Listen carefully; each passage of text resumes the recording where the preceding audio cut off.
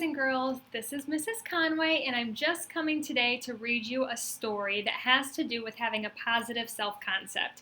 So this week in our school and next week, we're talking about having a positive self-concept. So that means feeling good about ourselves, knowing our strengths, and trying to focus on our strengths and how we can use those to move forward. So the book I'm going to read today is called Chrysanthemum. And you may have read the story before, but it's a really good story by Henkes that focuses on a little mouse and just kind of how she develops a positive self-concept throughout the book and just being proud of who she is. So I hope you enjoy it. The day she was born was the happiest day in her parents' lives. "She's perfect," said her mother. "Absolutely," said her father. And she was. She was absolutely perfect. "Her name must be everything that she is," said the mother. "Her name must be absolutely perfect," said her father. And it was. Chrysanthemum. Her parents named her Chrysanthemum. Chrysanthemum grew and grew and grew, and when she was old enough to appreciate it, Chrysanthemum loved her name. She loved the way it sounded when her mother woke her up. She loved the way it sounded when her father called her for dinner. And she loved the way it sounded when she whispered it to herself in the bathroom mirror. Chrysanthemum, chrysanthemum, chrysanthemum. Chrysanthemum loved the way her name looked when it was written with ink on an envelope. She loved the way it looked when it was written with icing on her birthday cake. And she loved the way it looked when she wrote it herself with her fat orange crayon. Chrysanthemum, chrysanthemum, chrysanthemum. Chrysanthemum thought her name was absolutely perfect. And then she started school. On the first day, Chrysanthemum wore her sunniest dress and her brightest smile. She ran all the way to school. "Hooray!" said Chrysanthemum. "School!" But when Mrs. Chudd took roll call, everyone giggled upon hearing Chrysanthemum's name. "It's so long," said Joe. "It scarcely fits on your name tag," said Rita, pointing. "I'm named after my grandmother," said Victoria. "You're named after a flower." Chrysanthemum wilted. She did not think her name was absolutely perfect. She thought it was absolutely dreadful. The rest of the day was not much better. During nap time, Victoria raised her hand and informed Mrs. Chudd that Chrysanthemum's name was spelled with 13 letters. "That's exactly half as many letters as there are in the entire alphabet," Victoria explained. "Thank you for sharing that with us, Victoria," said Mrs. Chudd. "Now put your head down." "If I had a name like yours, I'd change it," Victoria said, as the students lined up to go home. "I wish I could," thought Chrysanthemum miserably. "Welcome home," said her mother. "Welcome home," said her father. "School is no place for me," said Chrysanthemum. "My name is too long. It scarcely fits on a name tag. And I'm named after a flower." "Oh, pish," said her mother. "Your name is beautiful." "And precious and priceless and fascinating and winsome," said her father. "It's everything you are," said her mother.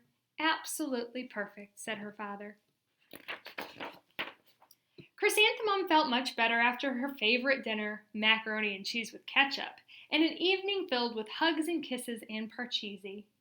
That night Chrysanthemum dreamed that her name was Jane. It was an extremely pleasant dream. So you can see she was always really happy about who she was and about her name, and then other people started pointing out that they didn't like her name, so now she's feeling down about herself. The next morning, Chrysanthemum wore her most comfortable jumper. She walked to school as slowly as she could. She dragged her feet in the dirt. "Chrysanthemum, chrysanthemum, chrysanthemum," she wrote. "She even looks like a flower," said Victoria as Chrysanthemum entered the playground. "Let's pick her," said Rita, pointing. "Let's smell her," said Joe. Chrysanthemum wilted. She did not think her name was absolutely perfect. She thought it was absolutely dreadful.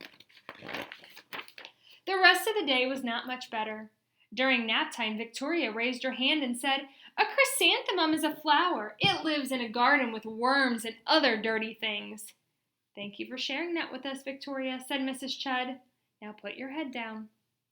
"I just cannot believe your name," said Victoria as the students lined up to go home. "Neither can I," thought Chrysanthemum miserably. "Welcome home," said her mother. "Welcome home," said her father. "School is no place for me," said Chrysanthemum. "They said I even look like a flower. They pretended to pick me and smell me." "Oh, pish," said her mother. "They're just jealous. And envious and begrudging and discontented and jaundiced," said her father. Who wouldn't be jealous of a name like yours?" said her mother. "After all, it's absolutely perfect," said her father. Chrysanthemum felt a trifle better after her favorite dessert, chocolate cake with buttercream frosting, and another evening filled with hugs and kisses and parcheesi. That night, Chrysanthemum dreamed that she really was a chrysanthemum. She sprouted leaves and petals. Victoria picked her and plucked the leaves and petals one by one until there was nothing left but a scrawny stem. It was the worst nightmare of Chrysanthemum's life. Chrysanthemum wore her outfit with 7 pockets the next morning. She loaded the pockets with her most prized possessions and her good luck charms. Chrysanthemum took the longest route possible to school. She stopped and stared at every flower. "Chrysanthemum, chrysanthemum, chrysanthemum," the flower seemed to say. That morning, the students were introduced to Mrs. Twinkle, the music teacher. Her voice was like something out of a dream, as was everything else about her. The students were speechless.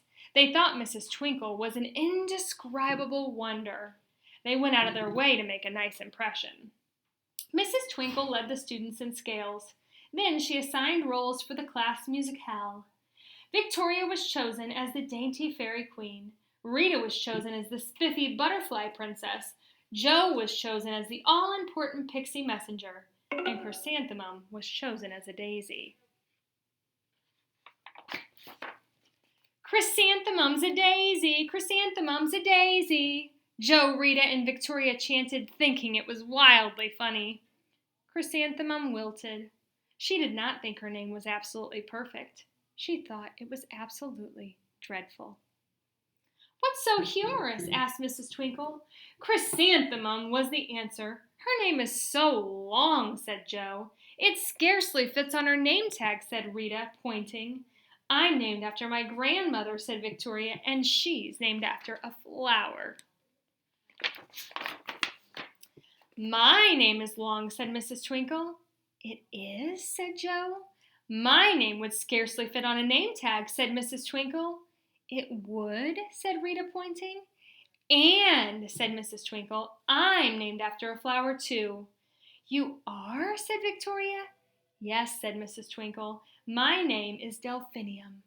Delphinium Twinkle. And if my baby is a girl, I'm considering Chrysanthemum as a name. I think it's absolutely perfect." Chrysanthemum could scarcely believe her ears. She blushed, she beamed, she bloomed. Chrysanthemum, chrysanthemum, chrysanthemum. Jo, Rita, and Victoria looked at Chrysanthemum longingly. "Call me Marigold," said Jo. "I'm Carnation," said Rita, pointing. "My name is Lily of the Valley," said Victoria. Chrysanthemum did not think her name was absolutely perfect. She knew it. Overall, the classic musicale was a huge success. Chrysanthemum was absolutely perfect as a daisy. Victoria made the only mistake. She completely forgot her lines as the dainty fairy queen. Chrysanthemum thought it was wildly funny, and she giggled throughout the entire dance of flowers. Eventually, Mrs. Twinkle gave birth to a healthy baby girl, and of course, she named her Chrysanthemum. The end. So I hope that you see throughout the story that Chrysanthemum, at first, she was really excited about her name and thought it was beautiful. And then other people kind of started making her feel bad about her name. And so because they felt like it wasn't a good name, she started to feel that way about herself until finally the music teacher pulled her up again and made her feel happy about it.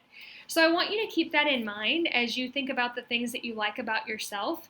And so really take some time this week and think about, like, what are the things that you like about yourself? Do you feel like you're funny? Do you feel like you're kind? Do you feel like you're smart?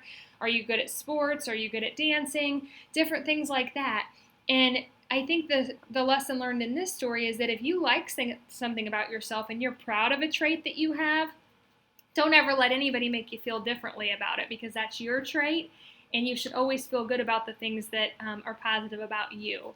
So we hope you enjoyed the story Chrysanthemum and keep working on that positive self-concept. Have a great day, everybody.